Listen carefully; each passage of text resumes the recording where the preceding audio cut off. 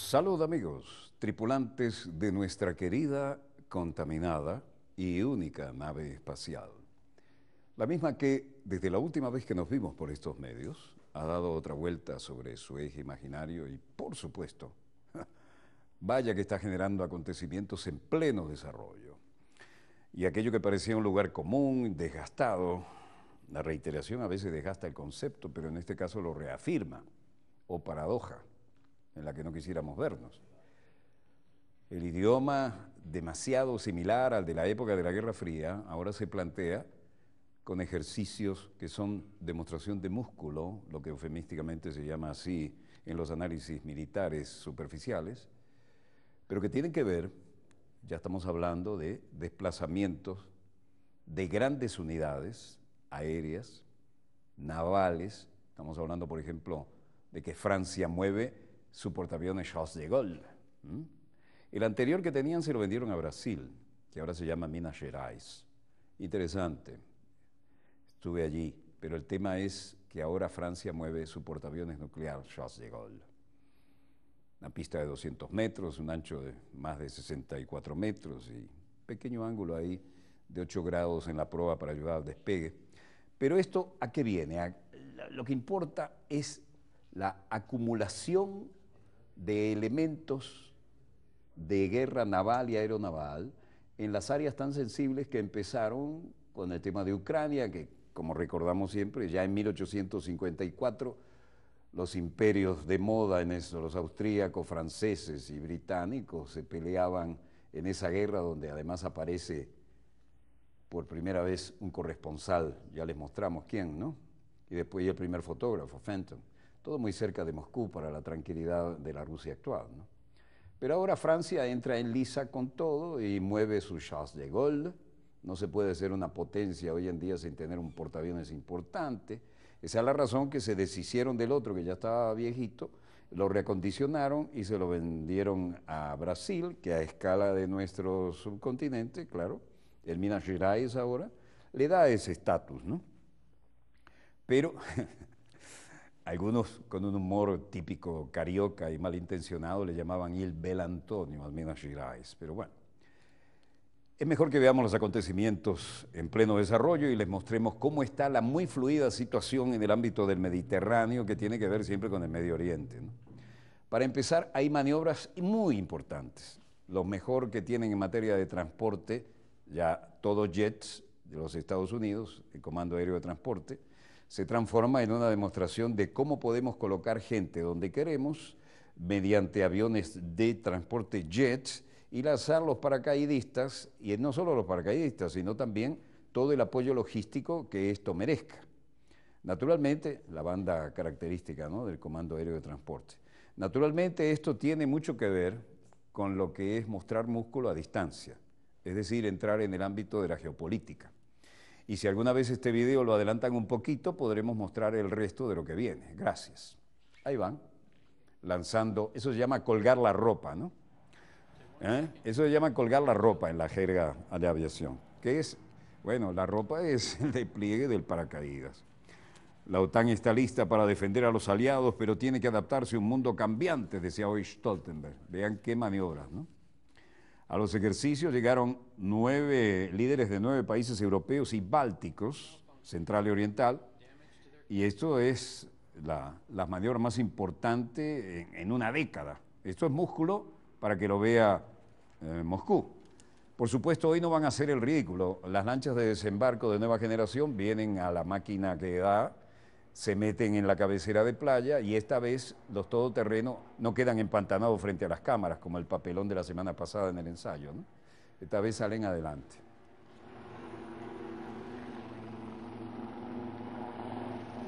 Aprendieron la lección. Las tropas no salen con los todoterrenos, sino que salen corriendo al viejo estilo de la infantería de marina. Bueno, ¿qué significa esto?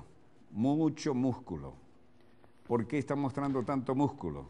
Bueno, porque volvemos al roce entre la ex Unión Soviética y las potencias occidentales. Las nuevas superbarcazas de desembarco para colocar lo esencial logístico en una cabecera de playa y ya no nos muestran los todoterrenos que hicieron el ridículo, ahora nos muestran elementos especiales para pésimo terreno. Y vean la banda de rodamiento que tienen.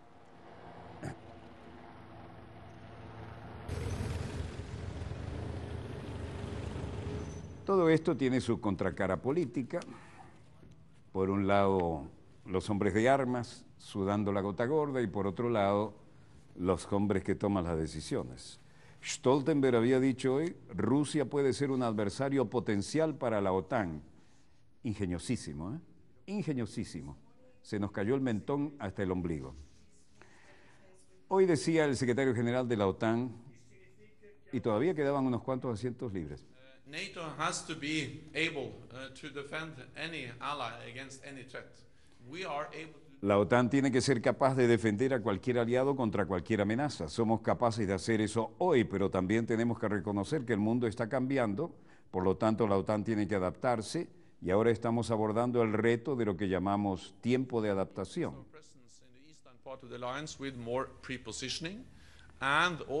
También me gustaría decir que hemos aumentado nuestra presencia en la parte oriental de la alianza con más preposicionamiento y también con el establecimiento de pequeñas sedes de unidades de integración de fuerzas de la OTAN que son clave, ya que son el enlace entre las fuerzas nacionales y las fuerzas de la OTAN.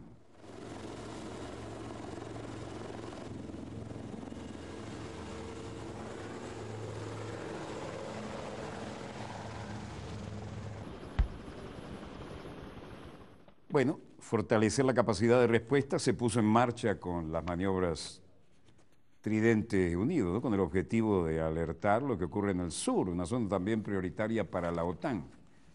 Estos sí son los nuevos blindados. La OTAN pide aumentar fuerzas navales en Europa para contrarrestar a Rusia. Vean los titulares, ¿no?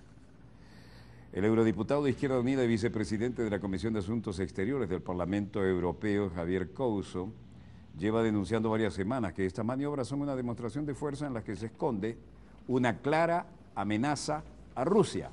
Bueno, estamos de acuerdo con Couso, lo venimos diciendo hace meses.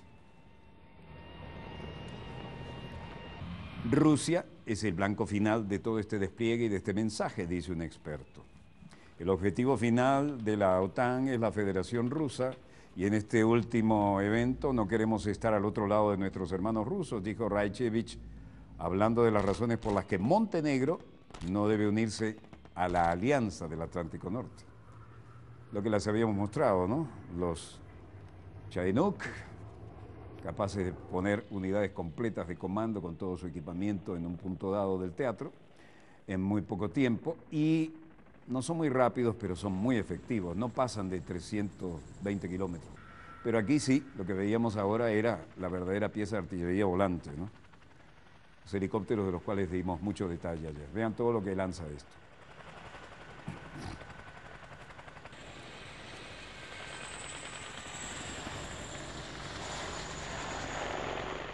¿Qué hay de todo esto? Bueno, ahí vienen los grandes transportes jets, la versión más que moderna de los viejos y nobles Hércules. Como pueden ver, esto representa, desde el punto de vista de la movilidad, la posibilidad de ir con mayor velocidad y con mayor capacidad de carga, abrir la compuerta de cola y lanzar no solo paracaidistas, sino también hasta tanques ligeros, ¿no? En el ámbito de las decisiones políticas, también había interesantes declaraciones. Esto es Bucarest, Rumania.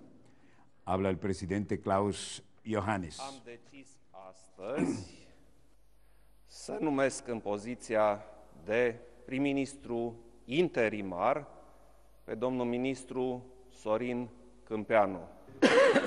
Hoy he decidido que Sorin Câmpeanu asumirá el cargo de primer ministro interino y luego dijo: Pentru toți cei care au fost și aseară. Tengo un mensaje importante para los que han estado en el día de ayer en la calle y el día de antes de ayer. Yo he visto y he oído lo que ha ocurrido. Voy a considerar las peticiones. Voi ține cont de solicitările voastre. Y luego agregó: para el viernes por la tarde voy a convocar a un grupo de personas que representa a la sociedad civil, la así llamada la calle. Es importante para mí saber sus opiniones. Cât și ceea ce se numește strada. Este important pentru mine și doresc să le cunosc părerile și opțiunile. El presidente de Rumania dijo que nombró ministro de Educación Sorin Campenou como primer ministro interino para sustituir a Victor Ponta, que dimitió el día anterior después de protestas callejeras masivas. Un área que cobra importancia geopolítica si se va de control. Más de 20.000 personas se manifestaron en las calles de Bucarest en la noche del miércoles 4 de noviembre para pedir el fin de la corrupción después de que un mortífero fuego hizo que murieran 32 personas. Esto representa una situación más que fluida y preocupante para la posición geopolítica de la vieja Europa en áreas tan sensibles como esta. Y estamos hablando de los territorios que en la Guerra Fría estaban demarcados como de la época soviética o muy cercana, ¿no? Los manifestantes en las calles en una segunda noche pidieron la renuncia del gobierno. Vladimir Putin, con el representante de la Iglesia Ortodoxa de más alto nivel, la fe cristiana rusa ha sobrevivido como correspondía a todos los años de la Unión Soviética, y dice: las personas que por cualquier razón se encontraban fuera de Rusia deben estar absolutamente seguros de que siempre estaremos protegiendo sus intereses, especialmente en situaciones difíciles como las que ahora están en Libia, Siria o Yemen. Es decir, tenemos cómo protegerlos y lo haremos. Tenemos un brazo largo para llegar a las situaciones de crisis. Sentimos solidaridad en el momento de la reunificación de Crimea y Sebastopol con Rusia. Ese fue un evento histórico y desde luego el apoyo decisivo de nuestros compatriotas que expresaron su voluntad de querer estar con Rusia. Para apoyar a Rusia nos ayudó a llevar toda Rusia juntos y se ha convertido en un factor importante para la consolidación de la comunidad extranjera de Rusia en todo el mundo ruso. En suma, el presidente ruso Vladimir Putin se dirigió al Congreso de la vida rusa en el extranjero y se comprometió a proteger a los rusos en cualquier zona de conflicto. Y hablando de conflicto, Siria, Alepo.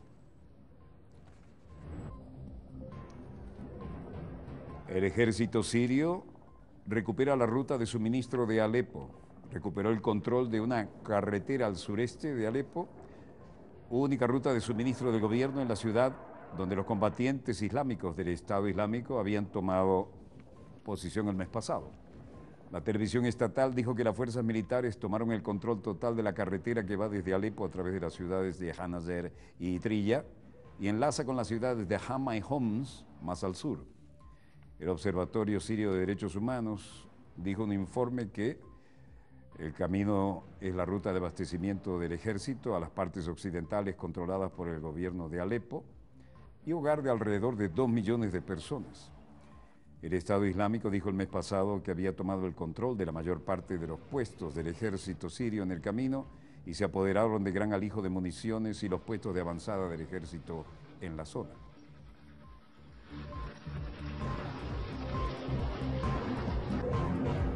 Las áreas de alrededor de Alepo han visto semanas de intensos combates después que las tropas sirias respaldadas por combatientes de Hezbollah e Irán, libaneses de Irán, lanzaron una ofensiva para retomar todo el territorio de los rebeldes y combatientes yihadistas. Uno de los varios ataques llevados a cabo por las fuerzas en tierra a favor del gobierno comenzaron con los aviones rusos el 30 de septiembre. Y hablando de rusos, la Cancillería, a través de su vocera, María Shaharova, puedo confirmar que en la etapa actual intensificamos nuestro trabajo con la oposición siria. ¿Por qué? Porque teníamos una reunión en Viena y se habían aprobado la Declaración Conjunta de Viena sobre Siria. Respecto a otros puntos, dijo: no estoy al tanto de cualquier reunión especial que se haya planeado, ni son mis colegas, pero usted debe entender que nuestras embajadas tienen misiones y organizaciones internacionales, están en contacto constante con la oposición siria. Tal vez este sea uno de los contactos, lo que genera su pregunta, pero no tenemos respuesta en ese sentido. En suma, el Ministerio de Relaciones Exteriores de Rusia informa que ha intensificado los contactos con la oposición siria. También dijo que no tenían conocimiento de ningún plan para sus funcionarios en cuanto a cumplir con la delegación del Ejército Libre de Siria en Abu Dhabi a finales de la próxima semana para discutir la crisis siria en una agenda común. Pero siguen llegando las imágenes tomadas desde los medios aéreos haciendo puntería en los presuntos blancos del enemigo, como lo tenemos aquí. No estoy al tanto de ninguna reunión especial planeada, ni son mis colegas, pero ustedes deben entender que nuestras embajadas, nuestras misiones ante organizaciones internacionales, están en constante contacto con la oposición siria. Tal vez la pregunta que usted genera pueda venir de alguno de esos contactos, dijo Shaharova, sacando la pelota al córner.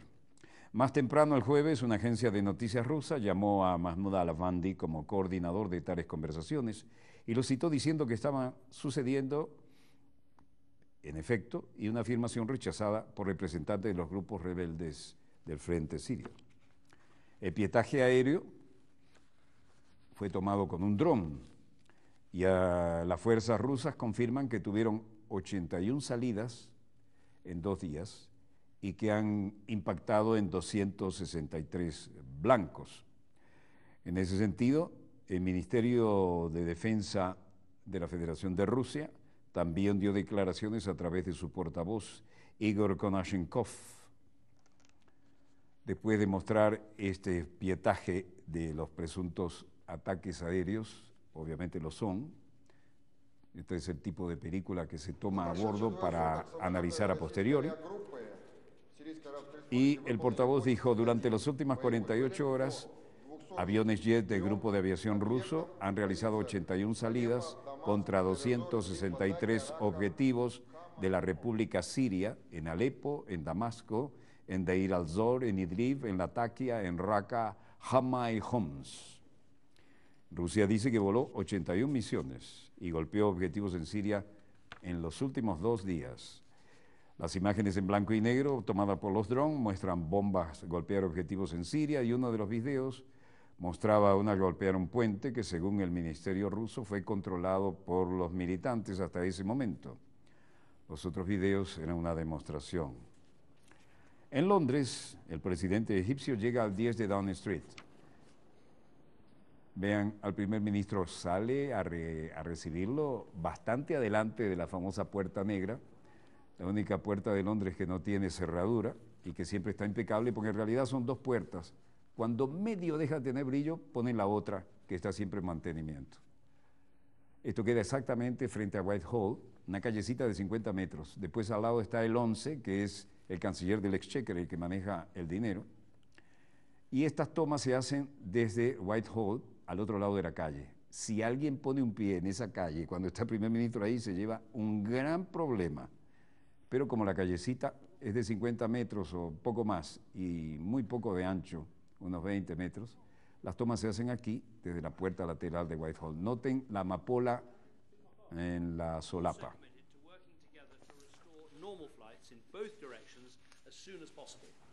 British holidaymakers want to go to Sharm and Egyptians want to welcome them there. Almost 1 million British holidaymakers enjoy Sharm el-Sheikh every year. A trabajar juntos para restaurar vuelos normales en ambas direcciones a la brevedad posible. Turistas británicos quieren ir a Sharm el-Sheikh, egipcios quieren darles la bienvenida allí. Casi 1 millón de turistas británicos disfrutan de Sharm el-Sheikh todos los años y reconocemos la importancia de sus visitas a Egipto y está en nuestro interés común hacer que esto vuelva a la normalidad. El presidente egipcio Fattah al-Sisi dice, entiendo esto, entiendo que el primer ministro quiere estar seguro del bienestar de sus ciudadanos y este es su derecho, y respondió a todas sus peticiones. Vienen equipos a ver cómo los procedimientos que tenemos en el lugar, en el aeropuerto de Sharm el-Sheikh, son correctos, y lo decimos una vez más, estamos dispuestos a seguir cooperando con los procedimientos que aseguren a todos nuestros amigos que las medidas de seguridad en Sharm el-Sheikh son suficientes y que el aeropuerto está a salvo y a buen nivel de seguridad. ¿Cuál es el punto? Cameron defiende ante el Sisi la suspensión de los vuelos al Sinaí. Él dice, quiero que mis súbditos cuando van allá, nuestros compañeros súbditos, tengan seguridad. Vean la muralla humana. No, todo el mundo le está gritando desde el otro lado, ¿no? Desde Whitehall. Sí, el Sisi no responde ninguna pregunta, se mueve rodeado de una muralla humana, se monta en su carro blindado y en esta callecita de 50 metros, eso fue todo, escuchen.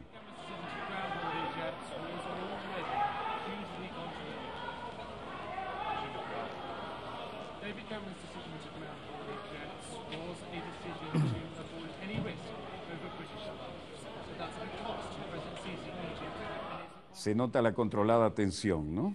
Inmediatamente del 10 al carro, blindadísimo, y vean los guardaespaldas siguiéndolo detalle a detalle, y la tensión flota en el ambiente, siendo esta la calle más corta de Londres y la más custodiada. Vean la tensión.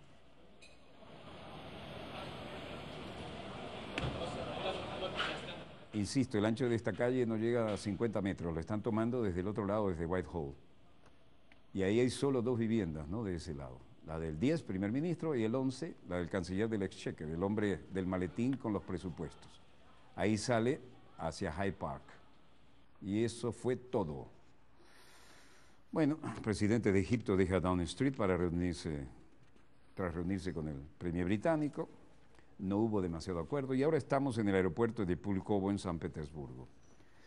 Y esto en Pulkovo es mucho dolor, ¿no? El primer ministro ruso Dmitry Medvedev dice: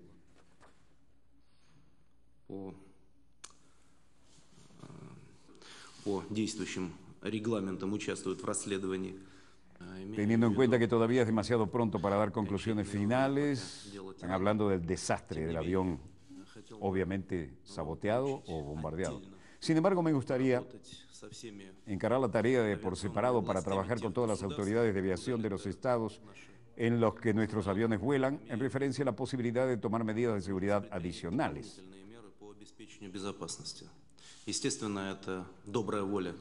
Naturalmente, esta es la buena voluntad de aquellos estados donde los aviones de la Federación de Rusia se dirigen y donde llegan aviones nuestros. A pesar de ello, este trabajo no acaba con la reunión. Las autoridades egipcias, por razones obvias, también tratarán de seguir colaborando. El jefe de la Autoridad de Aviación Rusa, Alexander Neradko, aquí al estilo dossier, con un mapa justo, donde siempre mostramos Crimea, ¿no?, y el Mar Negro, ven ustedes, siempre mostramos la península de Crimea, su historia, el Mar Negro, el Bósforo y la punta del Mediterráneo. El jefe de la aviación rusa hace su dossier ahí.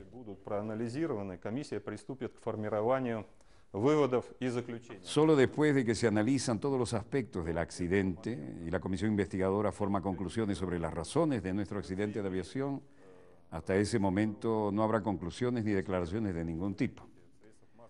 Los expertos deben hablar y, como se ven en los medios de comunicación, están apareciendo todo el tiempo algunas versiones, hablan de sus propias fantasías, de que podría ser esto o aquello, puras versiones, todo eso mucho antes de tiempo. La gente sigue enviando flores y muñecos recordando a las víctimas. Rusia restó importancia a las afirmaciones de que el Estado Islámico estuvo detrás de los ataques al avión ruso, donde murieron 224 personas. El Kremlin dijo que creía que las teorías sobre las causas del accidente fueron la especulación y que solo la investigación oficial podrá determinar qué sucedió. Mientras tanto, quedaba entre los archivos una de las carteleras electrónicas donde decía que aquel avión estaba demorado, cuando en realidad había sido una brutal tragedia, de las más grandes de la aviación rusa en décadas. El primer ministro Dmitry Medvedev dijo en una reunión de gobierno que era demasiado pronto para sacar conclusiones sobre la causa del accidente aéreo que afectó a Rusia en Egipto, pero ordenó medidas de seguridad adicionales. Ahí está, demorado, rojo abajo a la derecha. Ya estaban todos muertos. Naturalmente, esta es la voluntad de aquellos estados donde los aviones de la Federación Rusa se dirigen o donde llegan aviones. A pesar de ello, este trabajo debe realizarse no solo con las autoridades egipcias, por razones obvias, sino con cualquier otra gente que pueda colaborar. Mientras tanto, la vocera de la Cancillería, María Shaharova, decía: honestamente, lo que realmente sorprende es la constatación de que el gobierno británico tiene algún tipo de información que podría arrojar luz sobre lo que ocurrió en el cielo de Egipto. Y resulta que la información, si es que existe, y a juzgar por los hechos de que fue pronunciada por el jefe de la Oficina de Relaciones Exteriores, existiría, la información nunca fue compartida con la parte rusa. Esto es realmente impactante.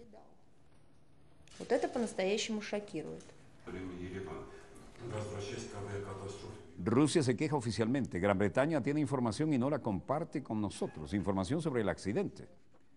Honestamente, esto es lo que realmente sorprende. ¿Dónde estamos? ¿En una gran carretera? Se parece, ¿no? En un supermuelle se parece. Allá al fondo hay grúas que parecen ser navales. Bueno, no. Esta es la cubierta de vuelo del portaaviones nuclear francés Charles de Gaulle. Tenían uno que no era nuclear, se lo vendieron a Brasil, ahora es en Minas Gerais, lo mejoraron un poco. Cuando una potencia quiere ser potencia, tiene que tener un portaaviones para la proyección de su poderío naval y marítimo. Y se llama Charles de Gaulle porque sin Charles de Gaulle no hubieran vuelto al nivel de potencia, ¿no? Ahí están, tranquilos, posicionados en la cubierta de vuelo, pero también en capacidad de alerta. ¿Qué significa esto?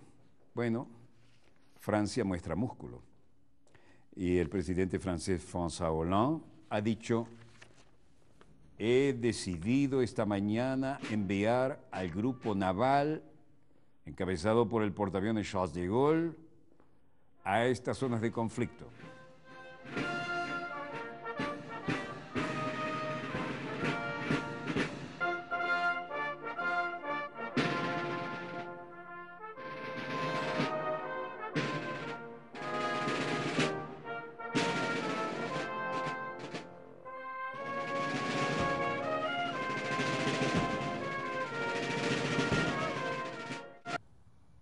Francia envía al portaaviones para ayudar a operaciones contra el Estado Islámico. Se la juega Hollande. Du groupe aéronaval, c'est-à-dire du porte-avions Charles de Gaulle, sur cette zone, de manière à Sobre la zona, de manera que pueda ayudar en las operaciones que estamos realizando. Es una elección racional y es una decisión importante. réfléchir.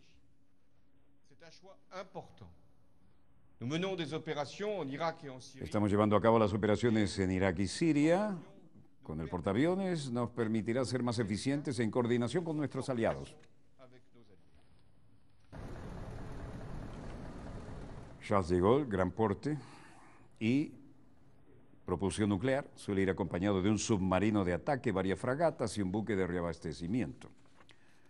Aviones de combate franceses atacaron primeros objetivos en Siria a finales de septiembre y ya están muy involucrados. Entonces, Francia despliega el Charles de Gaulle y duplica su potencia militar contra el ISIS.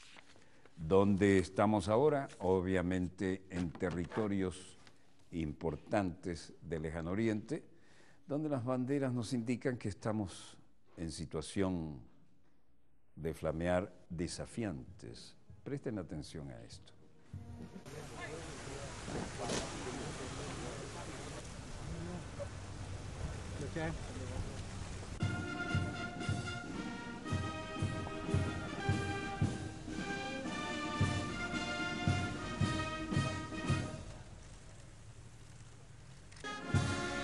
Hanoi, Vietnam.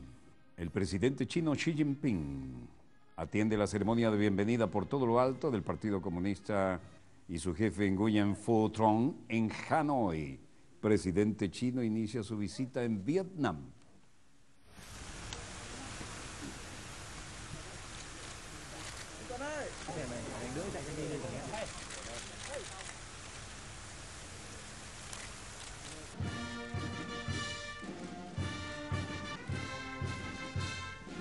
El presidente chino comenzó hoy una visita de 2 días a Vietnam con el objetivo de fortalecer las relaciones bilaterales y superar las fricciones que causan las disputas territoriales entre ambos países. Interesante esto último, ¿no? Superar las fricciones que causan las disputas territoriales entre ambos países, China y Vietnam.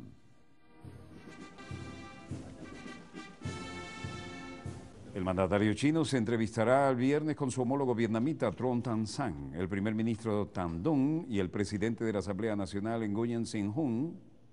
Y según Cancillería, las reuniones abordarán formas de impulsar, vean, el padre. Según Exteriores, las reuniones abordarán formas de impulsar las relaciones bilaterales y superar las diferencias en asunto este último que incluye las disputas territoriales en el mar de China Meridional. China, Vietnam y Taiwán reclaman la propia islas Paracelso o Paracel, territorio que ha sido la causa principal de aumento de tensión entre Beijing y Hanoi en los últimos años. Además, Brunei, China, Filipinas, Malasia, Taiwán y Vietnam se disputan total o parcialmente las islas Spratly, el archipiélago del mar de la China Meridional, rico en recursos marinos y energéticos. Y el presidente chino tiene previsto pronunciar un discurso ante el legislativo vietnamita antes de concluir su visita y viajar a Singapur, donde este sábado participará en una cumbre histórica con su homólogo taiwanés Ma Ying-jeou. El volumen comercial entre Vietnam y China alcanzó los 49.000 millones de dólares entre enero y septiembre de 2015, según datos oficiales. Esto es impresionante. Fluidísima situación, la geopolítica tiene una vitalidad enorme en el lejano y Medio Oriente, ¿no? Pero sobre todo en el lejano Oriente. Ahora sí viene lo que tantas veces se había pronosticado. Hanoi, China y Vietnam firman acuerdos. Xi se reunió con el jefe del partido vietnamita, Nguyen Phu Trong, y los dos asistieron a una ceremonia de firma. El gran padre presente en las esculturas. Se firmaron 12 acuerdos sobre la economía, el comercio, la inversión, la cultura, el turismo no ha faltado. No hay detalles ni fueron revelados los valores. El presidente chino también se reunió con el primer ministro Nguyen Thanh Dung y tiene programado reunirse con el presidente Tron Tan Sang y pronunciará un discurso ante la Asamblea Nacional de Vietnam mañana viernes. Xi y los líderes de Vietnam acordaron gestiones sobre las disputas sobre el mar meridional de China en medio de las tensas relaciones. Por cierto, la próxima remodelación del gobernante Partido Comunista de Vietnam hacen un poco incierto que esto funcione de acuerdo a lo previsto. Lavrov, estamos en Moscú, ministro de Relaciones Exteriores con más horas de vuelo en el planeta, inamovible, el decano de todos los cancilleres. Y cuando hablamos fuera de cámara con él, cuando lo entrevistamos, realmente sigue siendo una persona estupenda, ¿no? Desafortunadamente, dice, esos casos, las corrientes de refugiados y las personas desplazadas son impulsadas por las catástrofes de origen humano, los conflictos, las intervenciones y la recarga en los sistemas de las Naciones Unidas o en las ONG, las organizaciones no gubernamentales, socios comunitarios. El problema está creciendo, así que sería muy interesante escuchar sus puntos de vista sobre la situación, le dice a O'Brien. Stephen O'Brien es el subsecretario general para Asuntos Humanitarios y Ayuda de Emergencia en las Naciones Unidas. Y dice, puedo primera vez aprovechar la oportunidad para ofrecer mis condolencias a usted, Lavrov, y al pueblo ruso por la terrible pérdida de vida que se ha sufrido en el desierto de Sinaí. Se refiere al avión ruso. Todos nos sentimos realmente con ustedes. To be having this discussion with such an important member state, member of the P5, so that we can Y con mucho interés, para aprovechar esta oportunidad, sobre todo ahora con respecto a las Naciones Unidas en la esfera humanitaria, hay que desarrollar las discusiones sobre un Estado tan importante como Rusia, miembro del grupo del P5, grupo de las superpotencias, por lo que debemos tratar de sacar adelante una agenda común, los desafíos graves y considerables a que se enfrentan tanto el enfoque del mundo capaz de cumplir con las promesas humanitarias. Lavrov, Rusia no se aislará ni buscará enemigos en el exterior, respuesta a todas las provocaciones. Y estamos en Berlín, obviamente. Angela Merkel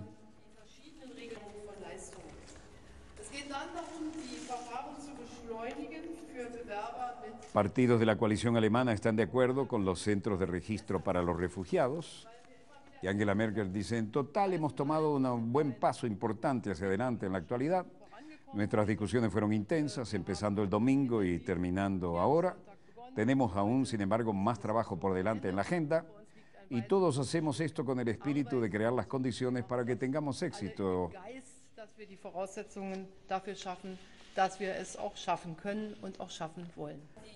Para solicitantes de asilo de países seguros con restricciones de reingreso, los que tienen aplicaciones, para los solicitantes que no muestran ninguna voluntad de participar, vamos a instaurar un procedimiento de asilo acelerado y será similar al procedimiento del aeropuerto en términos de periodos de tiempo, ¿no?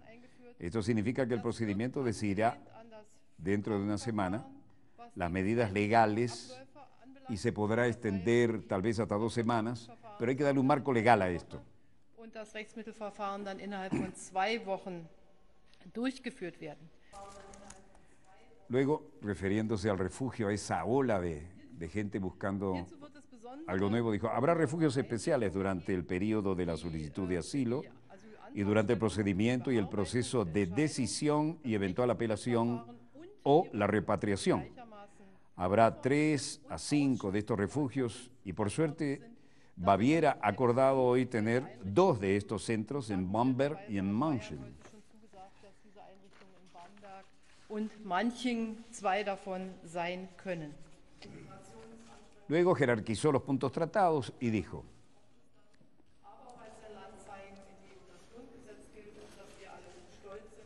Der wichtige Punkt in dem, was wir hier verabredet haben, obwohl ich weiß, aquí habla el titular de los socialdemócratas, Sigmar Gabriel. El punto más importante de nuestro acuerdo de hoy, aunque sé que muchos han pensado demasiado sobre cómo se organizará, es el punto de que la canciller alemana hizo en relación con las fronteras exteriores. Estamos de acuerdo en que solo podemos hablar sobre el control de la inmigración si tenemos fronteras exteriores seguras. damit die Grenzen innerhalb des Europas und innerhalb des Schengen-Raums so offen bleiben wie heute. Mi grupo quiere asegurar las fronteras externas, por lo que las fronteras dentro de Europa y dentro de la zona Schengen permanecen abiertas, por lo que podemos llegar a una situación en la que podemos llevar a la gente directamente de la zona que están huyendo a Europa y Alemania juzgará un papel y tendrá un papel importante en esto. Nehmen wird, versteht sich, glaube ich, auch von selbst. Bürgerinnen und Bürger dieses Landes, glaube ich, zu Recht. Jefe del conservador CDU, Horst Schöffer, decía, Menschen zu uns kommen, schnell registrieren, dass wir schnell heraus.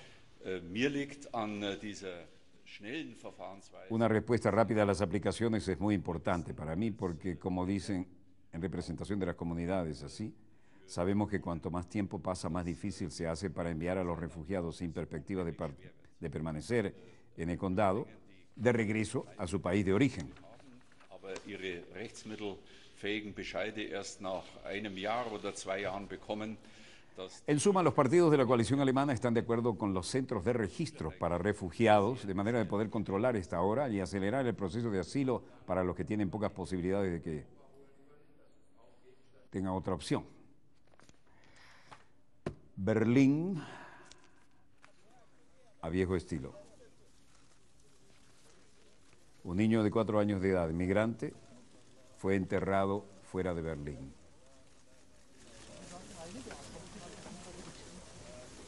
Esta semana, después de que la policía alemana arrestó a un hombre de 32 años, sospechoso de secuestrar y abusar sexualmente y matar a un niño inmigrante de 4 años de edad, Dios mío.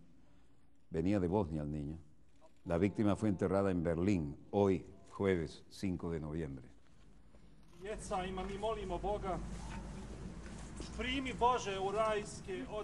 Mohamed Januzzi desapareció el 1 de octubre a la espera fuera de las oficinas del programa de gobierno para la atención social cuando estaba con su madre y 2 hermanos.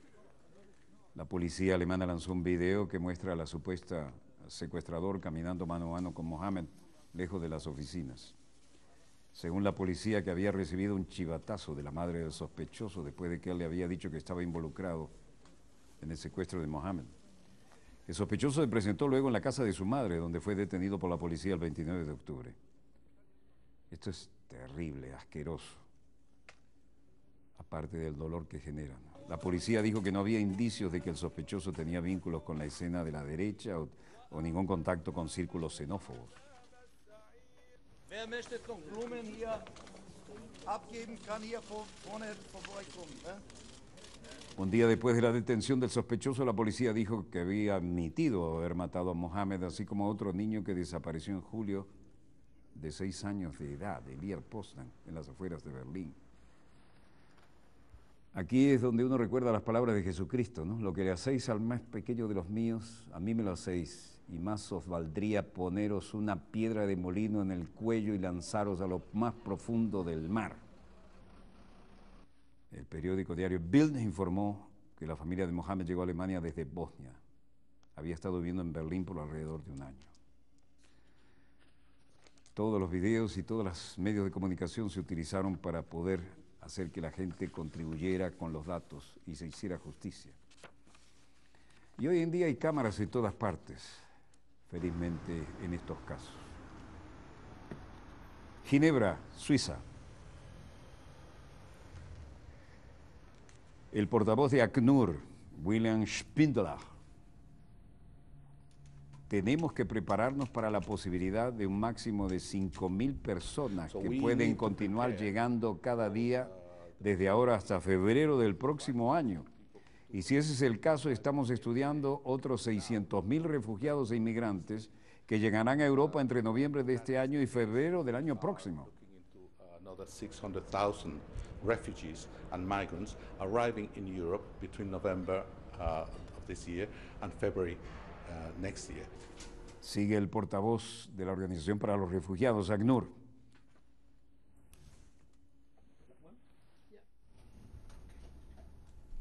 Every time that people take to sea in these boats, they are risking. Cada vez que la gente se lanza al mar en estas embarcaciones, se están arriesgando su vida. Hemos visto el número de tragedias en el mar Egeo crecientes en los últimos meses debido al deterioro meteorológico. Así que más gente va a morir si no actuamos ahora.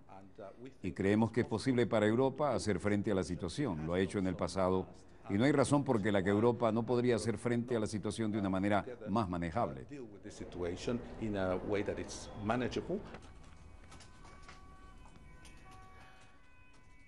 Luego dijo, en ACNUR y otras agencias de ayuda están acostumbrados a trabajar en África y en el Medio Oriente en situaciones en las que los países no tienen la capacidad para responder a estas situaciones. UNHCR and other aid agencies are used to working in Africa and in the Middle East on situations where countries don't have the capacity to respond. We never thought... Nunca pensamos desde la guerra de los Balcanes, aquella de la década de los 90, que tendríamos que ser llamados a trabajar en una operación de emergencia de ayuda en Europa. Y Europa tiene los medios para hacer frente a esta situación, pero no se ocupa de ella. Y ahora las agencias de ayuda como la nuestra, el ACNUR y otros están teniendo que venir a Europa para responder. Creemos que esto no está bien, pero como por el momento no existe una respuesta adecuada, la ACNUR y otras organizaciones humanitarias tienen que llenar ese vacío. O sea, la Organización de las Naciones Unidas para los Refugiados. La ONU espera que el flujo de refugiados en Europa pase de 1 millón en el 2015. Esto es Turquía, Çeşme. Esto muestra a los inmigrantes saliendo de la isla Grecia de Chios, pero saliendo apenas en pequeños botecitos, en dinghies.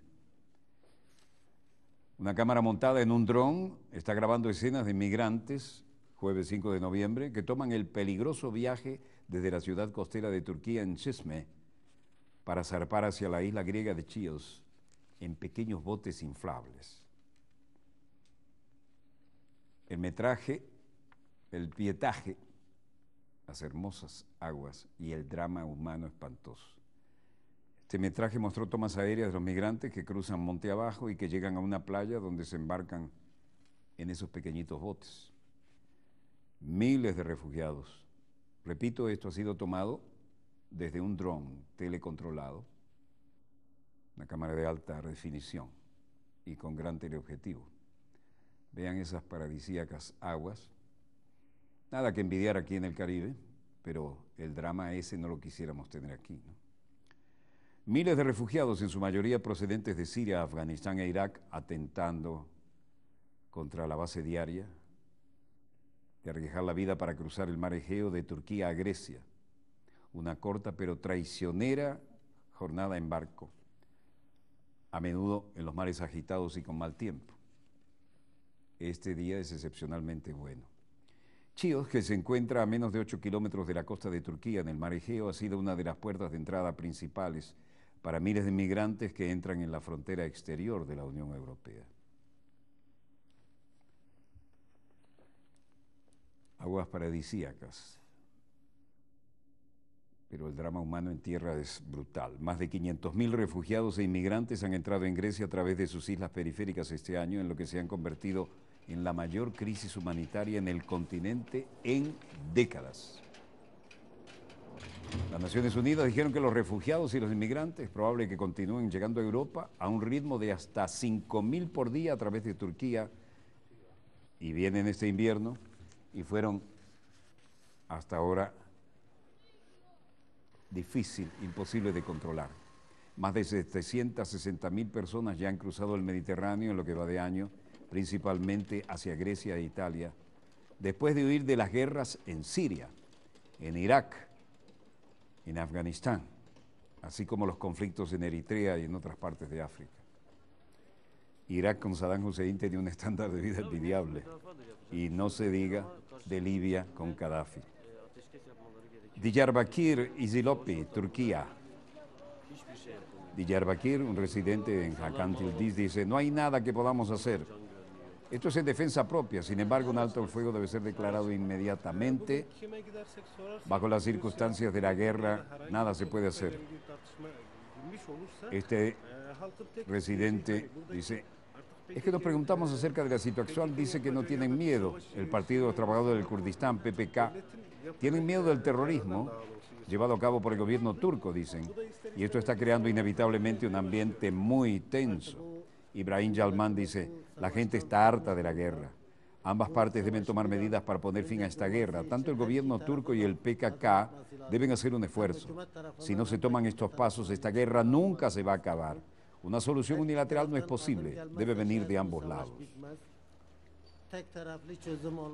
En suma, militantes del PKK kurdos terminan el alto el fuego unilateral en Turquía, y este cese unilateral de hostilidades ha llegado a su fin con la política de guerra del AKP,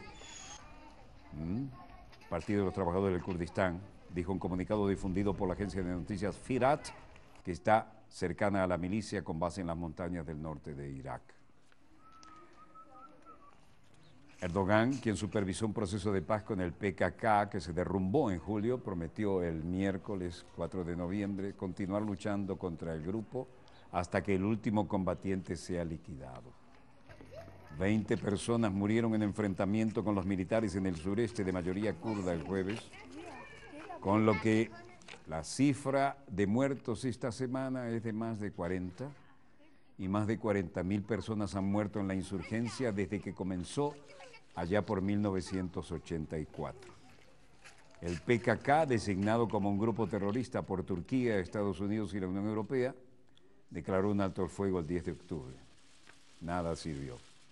Tokio. El ministro de Energía Atómica de Irán, Ali Akbar Salehi, se reúne con el jefe de gobierno de Japón. Ali Akbar Salehi, recibido al más alto nivel, con el primer ministro japonés Shinzo Abe.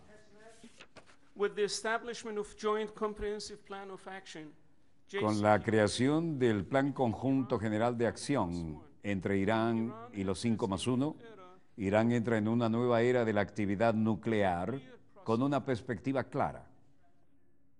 A otra pregunta dijo: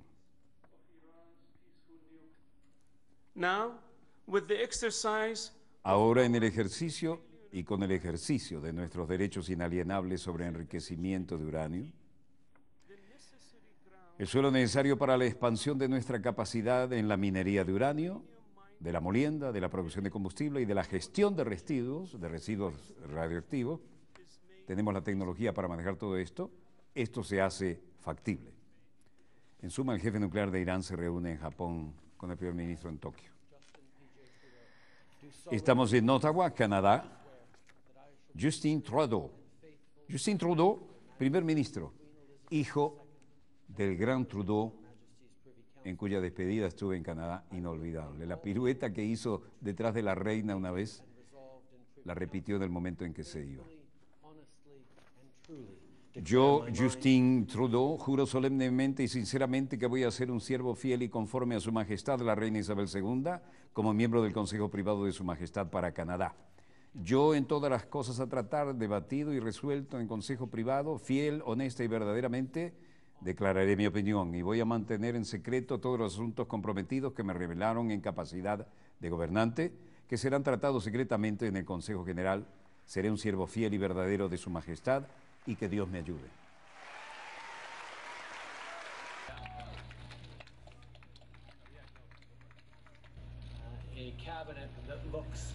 Un gabinete que se parece a Canadá es lo que tenemos. Tenemos un montón de trabajo que hacer en las próximas semanas, meses y años, pero sí que los canadienses esperan que nos unamos y presento un equipo que va a ser capaz de entregarse en el cambio, en el ambicioso plan para que este país, que el Partido Liberal siguió manejando, y eso es exactamente lo que vamos a hacer. Justin Trudeau, segunda generación de un histórico hombre de progreso y de cultura, se juramenta como primer ministro canadiense. Nueva York. Pequeño avión se estrella frente a la ciudad de Nueva York, cayó en el río, al menos un muerto.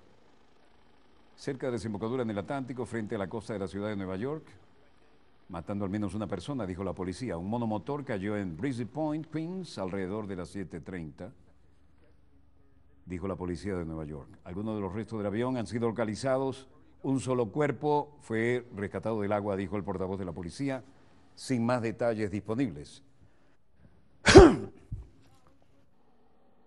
Restos del avión han sido localizados. Equipos de búsqueda, incluyendo buzos, continúan recogiendo restos. Y esto es la información de última hora, lamentable en todo caso.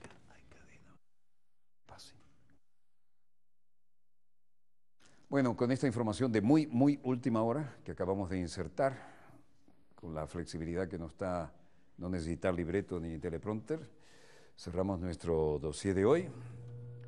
Y realmente me parece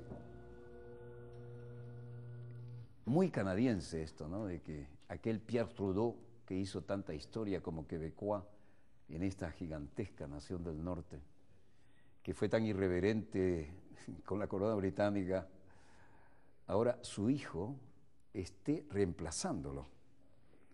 Realmente Trudeau era un personaje entrañable, ¿no? Y estuve allí en su discurso de despedida y le había hecho una pirueta como de ballet, girando sobre sí mismo, cuando iba caminando detrás de la reina, algo que sería inaceptable en Inglaterra, pero era una manera de decir, bueno, soy canadiense y qué. Y recuerdo que él, como quebecois francoparlante de origen, que hablaba perfecto inglés, tenía que hacer el balance entre el Canadá francoparlante y el angloparlante, ¿no? Y había una caricatura que lo definía. Cuando entregó el gobierno, se ve de atrás en un deportivo decapotable, manejando hacia su querido Quebec, su pequeña Francia allí en Canadá, y el globito donde se escribe el pensamiento decía, al fin vuelvo a la civilización. Bueno, así las cosas ahora, su hijo es el que es primer ministro. No sé si es que estoy muy viejo o que estamos muy bien para seguir informando, pero no esperaba ver, después de haber acompañado a Trudeau cuando entregó el gobierno, ahora ver juramentar e informar de la juramentación de su hijo. Bueno, que Dios nos siga dando lucidez y salud y seguiremos en esta trinchera. Y le agradecemos a ustedes, donde quiera que se encuentren de ese lado del receptor, permitirnos estar allí con ustedes. Desde el estudio 3 de Venezolana de Televisión, el canal pionero de la televisión en Venezuela, finaliza aquí Dossier, el programa decano de información internacional vía satélite en todo el hemisferio occidental. Les habló Walter Martínez, productor y conductor del mismo. Disponga usted de las cámaras, señor director.